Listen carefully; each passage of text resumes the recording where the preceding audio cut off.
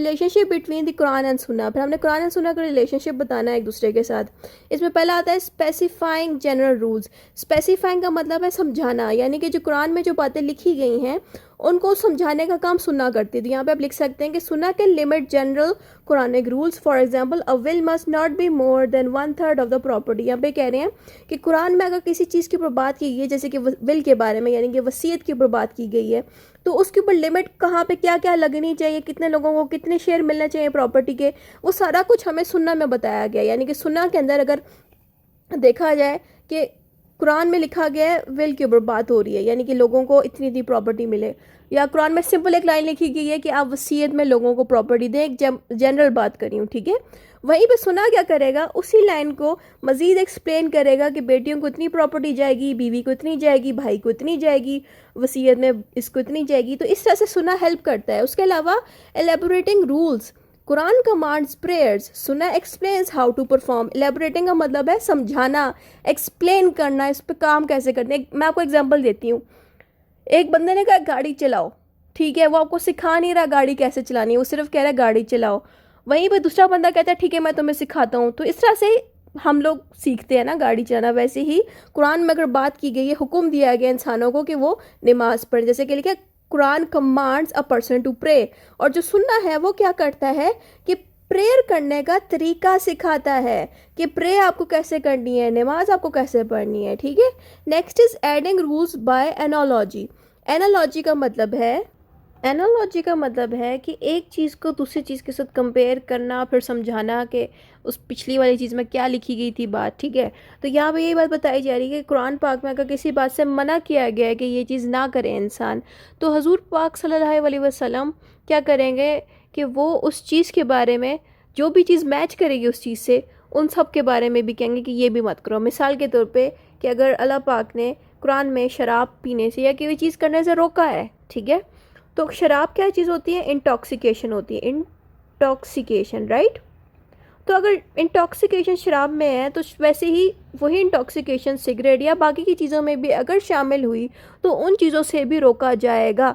यही बात यहाँ पे बताई जा रही है कि जो सुन्ना है वो एनालॉजी करते हैं, यानी कि कंपैरिजन कराता है कि अगर अल्लाह ताला ने इस चीज़ से रोका है कुरान में, तो इट मीन्स कि वो चीज़ किस लिए रोका गया है, अच्छा इस वजह से रोका गया है, तो ठीक है, उस तरह की जितनी भी चीज़ें हैं उन सब चीज़ों से हमें दूर रहना चाहिए, ठीक है। तो यही बातें यहाँ पे बतानी है आपने कि सुना क्या करता है कि अगर कोई बात से रोका गया है कुरान में, तो जो चीज़ें भी उससे मैच करेंगी उन चीज़ों से भी रोका जाएगा, ठीक है। जैसे कि यहाँ पे एग्जांपल देख लें कि मैरिज टू एन आर्ट, यानी कि अपनी ही जो खाला है उनसे आप शादी नहीं कर सकते। वैसे ही एक लंबी लिस्ट है, उसमें भी जैसे कि कुरान में बताया गया वैसे ही बाकायदा हजूर पाक सल्लल्लाहु अलैहि वसल्लम ने भी बताया कि किस चीज़ से हमें रुकना चाहिए, किन से शादी होनी चाहिए, किन से नहीं होनी चाहिए। सारी तफसीलात आपको सुन्ना में मिलेंगी, यानी कि इंसानों ने ज़िंदगी कैसे जीनी है, लॉ के मुताबिक कैसे ज़िंदगी जीनी है, वो सारा कुछ आपको सुन्ना में बताया जाएगा। उसके अलावा linking to no principles, like सुन्ना explains Quranic concept like avoid bad things by identifying specific forbidden animals. यहाँ पे देखें कि अगर कुरान में बताया गया है कि फ़लाँ चीज़ें आप मत करें, ठीक है, तो वहीं पे सुना क्या करेगा, उन चीज़ों के बारे में डिटेल से बता देगा कि ये चीज़ हैं जिनके ऊपर रोका गया। जैसे कि कुरान में अगर एक लाइन में बताया गया कि ये चीज़ आप ना करें और इंसानों को समझ नहीं आ रही, तो सुना क्या करेगा कि सुना में बाकायदा जिस चीज़ से रोका गया वो बाकायदा एक्सप्लेन की गई होगी बात कि इस चीज़ को आप मत यूज़ करें, इस चीज़ की तरफ ना जाएँ, ठीक है। जैसे कि कुछ जानवरों को खाने से रोका गया है, ठीक है, तो वो कुरान में अगर उसकी एक छोटी सी लाइन होगी, वहीं पे सुन्ना में बाकायदा डिटेल्ड में वो बात लिखी जाएगी। तो ये बात यहाँ पे लिखी गई। आगे आता है लेइंग जनरल प्रिंसिपल। सुन्ना gives rules like no harm shall be caused और एक्सेप्टेड, यानी कि सुन्ना में ये भी चीज़ें सिखाई जाती हैं, यानी कि कुछ चीज़ें ऐसी भी सुन्ना में सिखाई जाती हैं जो कुरान में मौजूद नहीं है, वो भी हमें सुन्ना में मिलेंगी। जैसे कि सुन्ना ये सिखाता है कि किसी भी इंसान को बेवजह तकलीफ़ ना पहुंचाए, और जिसको तकलीफ़ पहुंचाई जा रही है बेवजह, तो वो भी चुप करके ना बैठे, वो भी रोके कि मुझे खामखा की तकलीफ़ ना मिले, ठीक है। यानी कि सुन्ना में कई चीज़ें ऐसी भी हैं जो अलग से भी सिखाई गई हैं इंसानों को, जो कि कुरान में अगर ना भी मौजूद हो तो सुन्ना में मौजूद होंगी लाजमी। Making implicit rules clearly, implicit की जगह आप लिख सकते हैं क्लियर। आप इस तरह कर दें कि मेकिंग रूल्स क्लियर, ठीक है। यानी कि अगर कुरान में कोई बात लिखी गई है या कोई हुक्म लिखा गया है, ठीक है, इंसानों के लिए, और वो हुक्म ऐसा है कि इंसानों को सही से समझ नहीं लग रही, तो उसी के बारे में सुन्नह के अंदर भी बात लिखी गई होगी जो कि इंसानों को आराम से समझ लग जाएगी।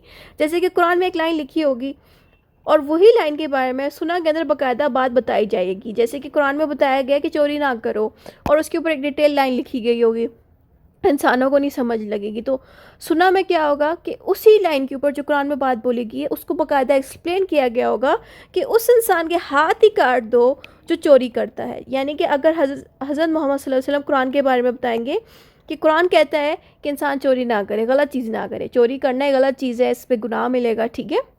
तो कुरान में तो एक दफ़ा बात बोल दी गई है, एक्सप्लेन आउट नहीं किया। वहीं पे हजूर पाक सल्लल्लाहु अलैहि वसल्लम इंसानों को कहेंगे कि जिस इंसान ने चोरी की उसके हाथ ही काट दो, क्योंकि कुरान में भी उसकी पनिशमेंट है और हजूर पाक सल्लल्लाहु अलैहि वसल्लम उस पनिशमेंट को क्लियर करके भी इंसानों को बताएंगे कि जो भी इंसान चोरी करेगा उसके हाथ काट दिए जाएंगे, ठीक है।